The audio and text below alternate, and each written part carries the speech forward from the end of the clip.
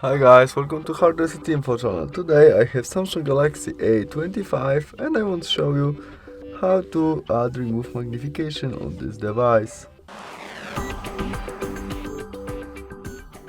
Our first step to do that is from my menu, I swipe out the screen and go to the setting. In it, we look for Accessibility option, right there. And now we look for Vision, where we have our magnification right there. To turn off on it, we switch on, and there we have our person icon. After we press on that, we have our magnification. To change position, we must use two finger and zoom by swipe up.